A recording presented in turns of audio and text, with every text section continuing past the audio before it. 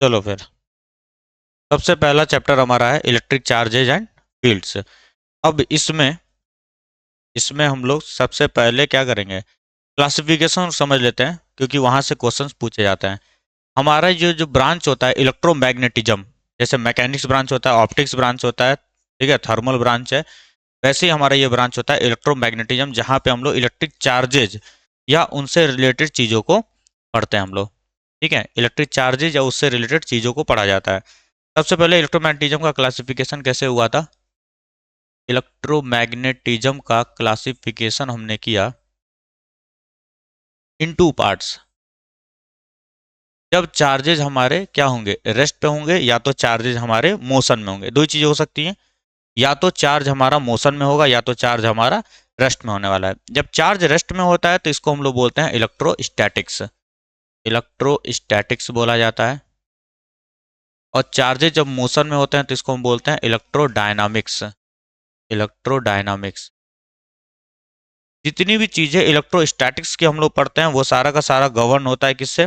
Coulomb's law से। ठीक है, तो यहाँ पे हमारे क्या हो जाएंगे, charges at rest, charges at rest, और यहाँ पे होता है सर चार्जेज इन मोशन। अब कोई भी चीज अगर रेस्ट में है तो रेस्ट में रहने की एक ही संभावना होती है, रुका हुआ। लेकिन अगर कोई चीज मोशन में है तो उसकी दो संभावनाएं हो सकती हैं। There are two possibilities. क्या क्या हो सकती हैं? या तो कांस्टेंट वेलोसिटी से चल रहा हो या तो वेरिएबल वेलोसिटी से चल रहा हो। ठीक है, बाइक चलाने के दो तरीके हैं, एक तो ऐसे करके एक्सीलेटर पे हाथ रखा तो भी बाइक चल रही है, और एक ऐसे ऐसे भी कर रहे हैं तो भी बाइक हमारी चल रही है। तो एक होता है हमारा कांस्टेंट वेलोसिटी और एक होता है वेरिएबल वेलोसिटी। ठीक, कांस्टेंट वेलोसिटी का मतलब एक्सेलरेशन जीरो होता है कि नहीं, और वेरिएबल वेलोसिटी का मतलब एक्सेलरेशन नॉन जीरो। तो एक्सेलरेशन जीरो और एक्सेलरेशन नॉन जीरो मतलब constant velocity moving with constant velocity और मूविंग विद नॉन कांस्टेंट या वेरिएबल वेलोसिटी, नॉन मूविंग और वेरिएबल वेलोसिटी।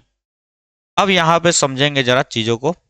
तब लिखवाया गया था, पहले तुम्हें लिखना कुछ नहीं है, बस समझो, घर जाके रिवाइज करते रहना।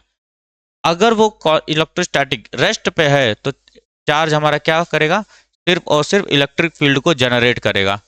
सिर्फ और सिर्फ इलेक्ट्रिक फील्ड को जनरेट करने वाला है जब चार्ज हमारा कहाँ होगा, रेस्ट पर होगा। और जब कांस्टेंट वेलोसिटी से मूव कर रहा होगा तो इलेक्ट्रिक फील्ड साथ साथ मैग्नेटिक फील्ड भी ये जनरेट कर रहा होगा, क्योंकि चार्जेस मोशन में आ चुके हैं, आगे हम लोग पढ़ेंगे डिटेल में। और जब वेरिएबल वेलोसिटी से कर रहा होगा तो इलेक्ट्रिक फील्ड तो रहेगा ही, मैग्नेटिक फील्ड भी रहेगा, और साथ में आएगा इलेक्ट्रोमैग्नेटिक वेव्स। सही। तो यहां से क्वेश्चन सबसे पहले पूछा जाता है कि इलेक्ट्रोमैग्नेटिक वेव के फॉर्मेशन का कंडीशन क्या होता है। तो इलेक्ट्रोमैग्नेटिक वेव तभी फॉर्म होगा जब चार्ज क्या कर रहा होगा, एक्सेलरेटिंग चार्ज होगा, या ऑसिलेटिंग चार्ज पढ़े थे हम लोग, ईएमडब्ल्यू पढ़े थे। प्रोडक्शन ऑफ ईएमडब्ल्यू कैसे करते हैं, या तो ऑसिलेटिंग चार्ज होगा या तो एक्सेलरेटिंग चार्ज होगा, और क्या करते हैं, हाई काइनेटिक एनर्जी से किसी भी चार्ज पार्टिकल को हम बम्बार्ड कराते हैं ऑन अ मेटल टारगेट, तो वहां से भी इलेक्ट्रोमैग्नेटिक वेव हमारा प्रोड्यूस होता है। ठीक, ये तो ही बेसिक्स की बात है। अब हम लोग शुरू करते हैं इलेक्ट्रोस्टैटिक्स। हमारा जो डिपार्टमेंट अभी पढ़ना है, फर्स्ट टू चैप्टर्स में हमारा चार्ज कहीं मोशन में नहीं आएगा, वो रुका हुआ होगा। डेट मीन्स सिर्फ और सिर्फ क्या बनाएगा वो, इलेक्ट्रिक फील्ड। कहीं हम मैग्नेटिक, कहीं हम इलेक्ट्रोमैग्नेटिक की बात ही नहीं करेंगे, हम सिर्फ और सिर्फ बात करेंगे इलेक्ट्रिक फील्ड्स की। ठीक है, आगे बढ़ा जाए फिर इलेक्ट्रोस्टैटिक्स। सबसे पहले हम शुरू करते हैं इलेक्ट्रोस्टैटिक्स। अब इसमें सर चार्ज के बारे में आपने बोला, चार्ज होता क्या है, चार्ज होता क्या है इसके बारे में जरा समझते हैं। इलेक्ट्रिक चार्ज, फिर इनकी प्रॉपर्टी पढ़ा जाएगा। इलेक्ट्रिक चार्ज, सबसे पहले इलेक्ट्रिक चार्ज होता क्या है। तो इलेक्ट्रिक चार्ज का मतलब ये एक इंट्रिंसिक प्रॉपर्टी होती है मैटर की, जो क्या करेगा, magnetic and electric behaviour show करता है। ठीक है, चार्ज क्या है, इंट्रिंसिक प्रॉपर्टी ऑफ मैटर। किसी भी मैटर के साथ जैसे मास होता है, हर मास के साथ क्या होगा, एसोसिएट होगा चार्ज। ठीक है, थोड़ा सा भी मास है तो उसके साथ चार्ज जरूर होगा। जैसे मास हमारा इंट्रिंसिक प्रॉपर्टी है, कोई भी मटेरियल मैंने बनाया उसमें फ्री में क्या होगा, मास आता है उसके साथ। उसी तरीके से, सेम उसी तरीके से क्या होगा, चार्ज भी साथ में एसोसिएट हो। किसी भी मैटर का अगर प्रोडक्शन किया गया तो चार्ज भी उसके अंदर होना होगा ही होगा। मास के साथ ही चार्ज होता है, याद रखना। चार्ज कभी अकेले एग्जिस्ट नहीं करता है, अगर मास है तभी चार्ज होगा, वरना चार्ज अकेले नहीं आ सकता है कहीं पर भी। ठीक, तो ये सारी चीज। अच्छा, चार्ज के बारे में पता कैसे चला था, तो थोड़ा सा समझ लेते हैं उसको। चार्ल्स अगस्टिन डी कूलम ने क्या किया था, न्यूटन के लॉ के अकॉर्डिंग चला। न्यूटन का लॉ क्या बोलता था, जहां कहीं भी दो मासेज हैं उनके बीच में ग्रेविटेशनल फोर्स लगने वाला है, के बीच में ग्रेविटेशनल फोर्स लगेगा। तो उन्होंने क्या किया, दो चार्ज पार्टिकल्स को लिया, इलेक्ट्रॉन प्रोटॉन, मास है, ग्रेविटेशनल फोर्स लगेगा, तो उनका फोर्स उन्होंने निकाला था। ठीक है, टॉर्जन बैलेंस से उन्होंने क्या किया, फोर्स निकाला। फोर्स की वैल्यू जो निकाली गई एक्सपेरिमेंटली वो ज्यादा आ रही थी compare to coulomb force. Suppose करो कूलम फोर्स 10 न्यूटन आ रहा था उनका, सपोज करने की बात बता रहा हूँ, 10 न्यूटन आ रहा था, वैल्यू सारी लिखवाई गई है एग्जैक्ट कितनी कितनी आती थी, नोट्स में है सारा।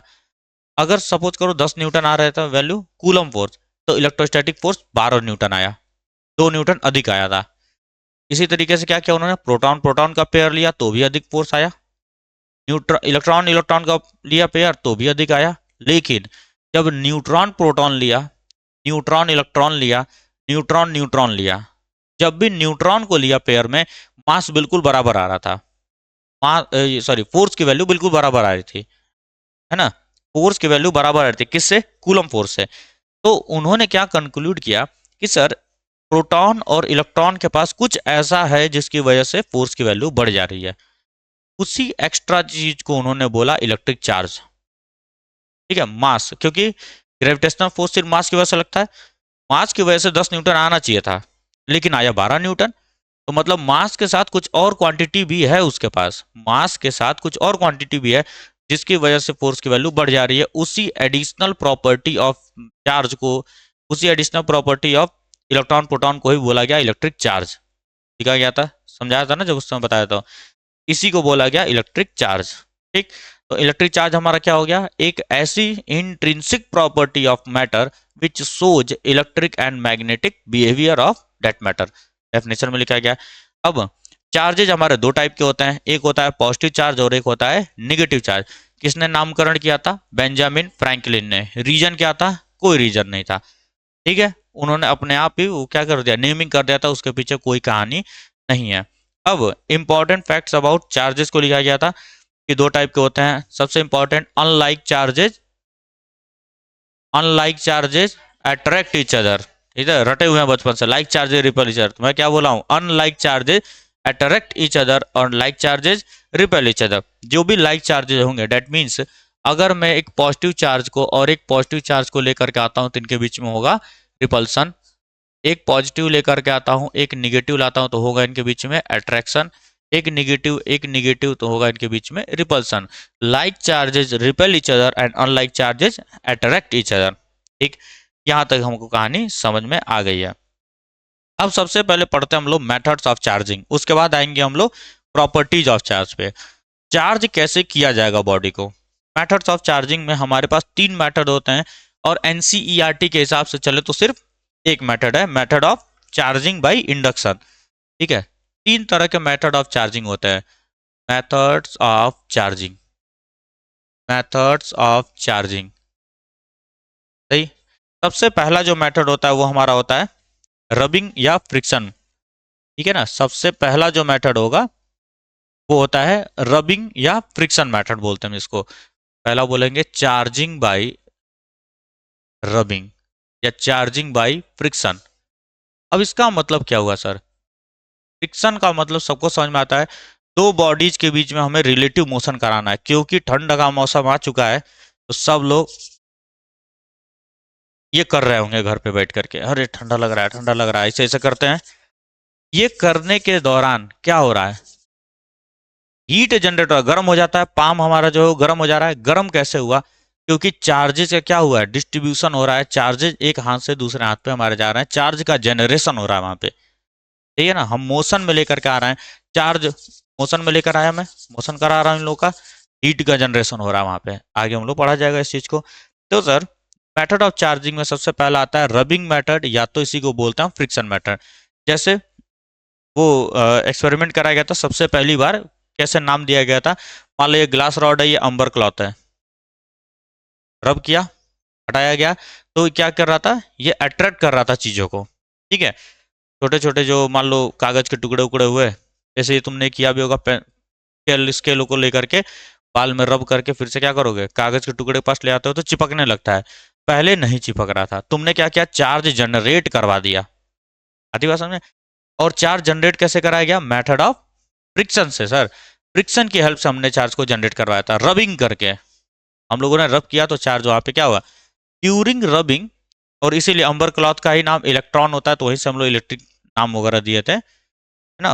नामकरण जो आता है इलेक्ट्रॉन या इलेक्ट्रिक चार्जेज वगैरह का, वो अंबर को इलेक्ट्रॉन बोलते थे, ग्रीक में ही बोलते थे हम लोग, ठीक है। तो वहीं से नाम आया था इलेक्ट्रिक चार्ज, ठीक। अंबर क्लॉथ को ही हम लोगों ने बोला था। तो अंबर क्लॉथ नहीं, अंबर वो था प्रीशियस स्टोन। अंबर क्लॉथ अपना वो ये वाला याद आ रहा है, दुकान है ना एक अंबर क्लॉथ का, वो याद आ गया। अंबर एक प्रीशियस स्टोन होता है। अब देखो क्या हुआ कि एक चार्ज, क्या हो रहा है, चार्जेस का डिस्ट्रीब्यूशन हो रहा है, चार्ज एक बॉडी से दूसरे बॉडी के अंदर जा रहा है। अब कुछ तुमको लिखवाए गए थे पेयर्स, कि किस पर पॉजिटिव चार्ज होता है और किस पे निगेटिव चार्ज होता है, ठीक है। Positive charge and negative charge, ये तुमको याद रखना पड़ेगा बालक, क्योंकि एक नंबर में एमसीक्यू में पूछा जा सकता है। When this body is rubbed with that body what will be charge on this body and that body, है ना, ठीक है। सबसे पहले लिखवाया गया था कि इबोनाइट रॉड और रबर और फर को। तो जब भी इबोनाइट रॉड को मैं फर से, फर का मतलब पंख, पंख से जब मैं रब करूंगा तो फर पे क्या आता है, पॉजिटिव चार्ज आता है। फर पे आएगा पॉजिटिव चार्ज, फर या फेदर। और इबोनाइट रॉड पे क्या आता है, निगेटिव चार्ज आता है। इबोनाइट रॉड या इस रबर को अगर बात की जाए, निगेटिव चार्ज आता है, ठीक है। तुम्हारे सिलेबस में एक लिखा गया है सिल्क क्लॉथ और ग्लास रॉड का। तो ग्लास रॉड और सिल्क क्लॉथ को अगर मैं रब करता हूं तो ग्लास रॉड पे क्या आएगा, पॉजिटिव चार्ज। ग्लास रॉड पे आता है पॉजिटिव चार्ज। ये तो एकदम इंपॉर्टेंट है बालक, इसको जरूर याद रखना, क्योंकि एनसीईआरटी में ये मेंशन्ड है। ग्लास रॉड और सिल्क क्लॉथ, सिल्क क्लॉथ, ठीक है। और भी पेयर्स लिखवाए गए थे, जैसे ड्राई हेयर और कॉम्ब, ड्राई हेयर और कॉम्ब, ड्राई हेयर और कॉम्ब। और एक क्या था हमारा, है वुडन क्लॉथ, अंबर, ठीक है। वुडन, वुडन क्लॉथ, वुलन है ना, वुडन, वुडन देख लो, वुडन क्लॉथ और अंबर। प्रीसियस स्टोन था, ये प्रीसियस स्टोन, और वो कपड़े से मैंने रगड़ा था। और एक और तुमको लिखवाया गया था पेपर और फोम में, फोम, ठीक है। जो थर्माकोल वगैरह भी देखते होगे तुम लोग, थर्माकोल भी अगर तुम देखते होगे तो वो भी क्या करता है, अगर कोई भी लकड़ी उकड़ी लेकर जाओ तो चिपकना स्टार्ट करता है वो। थर्माकोल को तोड़ दो और वो चिपकना स्टार्ट करता है, तो वही चीज़ है। स्टायरोफोम या पेपर की अगर बात करें तो पेपर दोनों अट्रैक्ट करता है एक दूसरे को, और स्टायरोफोम पे आता है नेगेटिव चार्ज और पेपर पे आता है पॉजिटिव चार्ज। ये तो पहला मेथड हुआ चार्जिंग बाय फ्रिक्शन या रबिंग मेथड। सेकेंड होता है चार्जिंग बाय कंडक्शन, इसी को हम बोलते हैं डायरेक्ट कॉन्टैक्ट मेथड, ठीक है। चार्जिंग बाय कंडक्शन को ही बोला गया डायरेक्ट कॉन्टैक्ट मेथड, ठीक है ना, charging by conduction.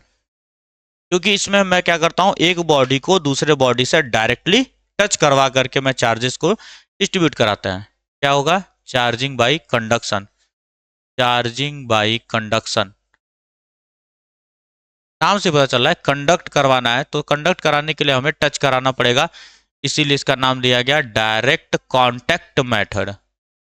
Direct contact होता है सर यहाँ पे, मतलब एक मैंने क्या किया, न्यूट्रल बॉडी ली जिसको इंसुलेट करके मैंने ग्राउंड पे रखा है, सही। और एक ग्लास रॉड लेकर के आ रहा हूँ, ग्लास रॉड पे क्या होता है, पॉजिटिव चार्ज। ग्लास रॉड को लेकर के आया और इस पर है हमारा पॉजिटिव चार्ज। अब ध्यान से समझना क्या होने वाला है। जैसे ही मैं कांटेक्ट करवाऊंगा तो इस, ये न्यूट्रल बॉडी है पहले, ये पॉजिटिव चार्ज क्या करेगा, इसके अंदर जंप करना स्टार्ट कर जाएगा। जंप करना स्टार्ट, क्यों, डायरेक्टली कांटेक्ट करा दिया ना मैंने, डायरेक्टली कांटेक्ट करा हूं, तो सबसे पहले क्या होगा, पॉजिटिव चार्ज इधर भागेंगे इस न्यूट्रल बॉडी के, और निगेटिव चार्ज इधर आएंगे। सबसे पहले ये काम होगा कि like charges repel each other और unlike charges attract each other. तो जितने भी पॉजिटिव चार्जेज होंगे इससे दूर भागेंगे, और निगेटिव चार्ज इधर आ जाएंगे सारे के सारे। निगेटिव चार्ज कहने का मतलब क्या होता है, इलेक्ट्रॉन्स, इलेक्ट्रॉन्स जो है हमारे सब इधर आ जाएंगे। अब यहाँ पर देखना क्या होगा, यहाँ से इलेक्ट्रॉन जंप करना स्टार्ट करेगा, इसको न्यूट्रलाइज करेगा। आती बात समझ में क्या, यहाँ से, क्योंकि डायरेक्टली कांटेक्ट में है, टच करके रखा हुआ है, तो निगेटिव चार्ज इधर फ्लो करना स्टार्ट करेगा। एट द एंड क्या होने वाला है, एट द एंड यहाँ पे क्या होगा sir, positive positive positive positive positive charge यहीं पर रहेंगे, और ये हमारा ग्लास रॉड क्या हो गया, न्यूट्रलाइज हो गया, न्यूट्रलाइज हो चुका है ग्लास रॉड। ठीक है, उसके सारे के सारे चार्जेस यहाँ पर आ गए। अब मैं ग्लास रॉड को क्या करूंगा, तुरंत हटा दूंगा, वरना ये चार्जेस अगेन क्या हो जाएंगे, रिडिस्ट्रीब्यूट कर जाएंगे अपने आप को। जैसे ही मैं हटाऊंगा, हमारी ये न्यूट्रल बॉडी क्या हो चुकी है, अब पॉजिटिव चार्ज हो चुकी है। अब क्योंकि मैंने कंडक्टर लिया हुआ है, तो ये चार्जेस कहाँ हो जाएंगे, सरफेस पे अपने आप को डिस्ट्रीब्यूट कर लेंगे, है ना, सरफेस पे अपने आप को डिस्ट्रीब्यूट कर लेंगे। यहाँ तो कोई दिक्कत है क्या, ठीक है। और यहीं से हमको पता चला कि अगर मुझे सेम नेचर का चार्ज अगर जनरेट करवाना है किसी पर, तो मैं क्या करूंगा, मेथड ऑफ कंडक्शन करता हूं। देखो पॉजिटिव बॉडी लाया था और पॉजिटिव बना दिया कि नहीं, तो सेम नेचर ऑफ चार्ज को अगर मुझे जनरेट करवाना है तो हम मेथड ऑफ कंडक्शन का यूज करते हैं। अब most important method of induction जो तुम्हारे सिलेबस में है, ठीक है। अब इसका मतलब क्या हुआ, इनडायरेक्ट कांटेक्ट, इनडायरेक्ट है ना, इसमें हम डायरेक्टली कांटेक्ट नहीं करवाते हैं, हम दूर रखते हैं, हम दूर रखते हैं। अब दो तरीका होता है इसको कराने का, दो मेथड पढ़े होते हम लोग, एक होता है ग्राउंडिंग मेथड और एक होता है हमारा सिंपल सा मेथड है जिसमें दो बॉडीज को लेकर के आएंगे हम लोग, कांटेक्ट करवा करके रखते हैं। दो बॉडीज का कांटेक्ट रहेगा, जो हमारा ओरिजिनल बॉडी होगी जिससे हम लोग चार्ज को जनरेट करवा रहे हैं वो कांटेक्ट में नहीं रहता है, वो हमेशा दूर रहेगा, ठीक है। तो अगला होता है charging by induction. Charging by induction का मतलब होता है इनडायरेक्ट, इनडायरेक्ट मेथड ऑफ, ठीक है। अब इसमें क्या किया जाएगा, सबसे पहले हम समझते हैं ग्राउंडिंग मेथड, जो कि तुम्हारे बुक में लिखा गया है एनसीईआरटी में। ग्राउंडिंग मेथड नाम से पता चल रहा है सर, ग्राउंड करना पड़ेगा। ग्राउंड करने का मतलब क्या होता है, अर्थिंग करनी पड़ेगी। ग्राउंड करने का मतलब क्या होता है, अर्थिंग करनी पड़ेगी हमको। कैसे किया जाएगा, देखो यहाँ मैं सबसे पहले एक न्यूट्रल बॉडी को लेकर के आया, ठीक है, और मैं यहाँ पर लाया ग्लास रॉड। टच नहीं होगा अब सर, कांटेक्ट नहीं होगा, डायरेक्ट कांटेक्ट नहीं रखेंगे। ग्लास रॉड को लेकर के आया मैं और बॉडी के पास में रखा, ठीक है, एक डिस्टेंस पे रखते हैं, इतना डिस्टेंस रहे कि इलेक्ट्रॉन जंप ना कर पाए, सही।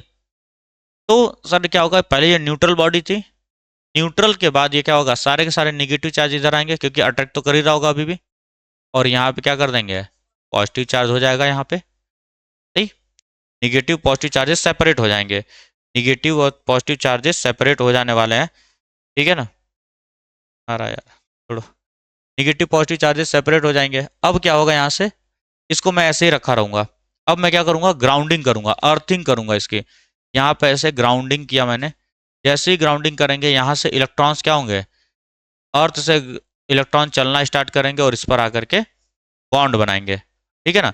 इस पर आकर के बॉन्ड बनाएंगे और इसको कर देंगे न्यूट्रलाइज। उसके बाद मैं इसको हटा दूंगा, सिर्फ क्या बचेगा, निगेटिव चार्जेस बचेंगे, सिर्फ निगेटिव चार्जेस बचेंगे।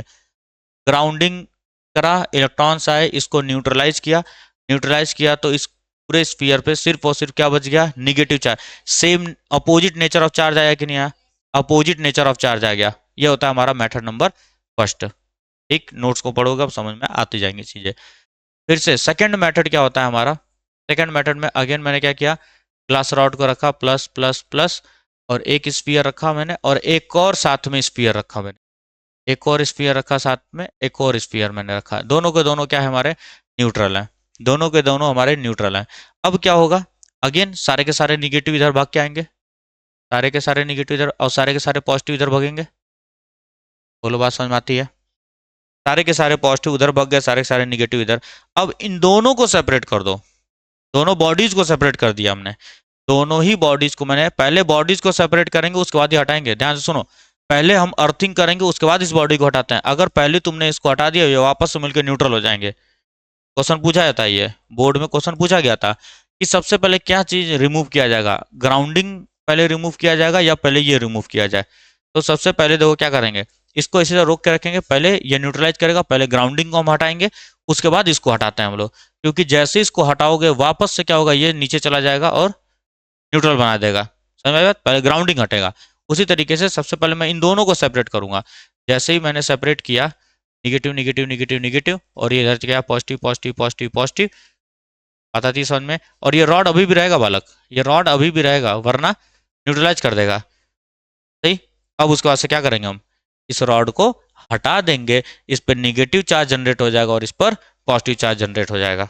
ठीक है, तो जब भी दोनों तरीके का चार्ज मुझे जनरेट कराना होगा तो भी हम किसका यूज करते हैं, मेथड ऑफ इंडक्शन का, या अपोजिट नेचर का चार्ज जनरेट कराना होगा तो भी हम लोग मेथड ऑफ इंडक्शन का यूज करते हैं हम लोग। ठीक है, तो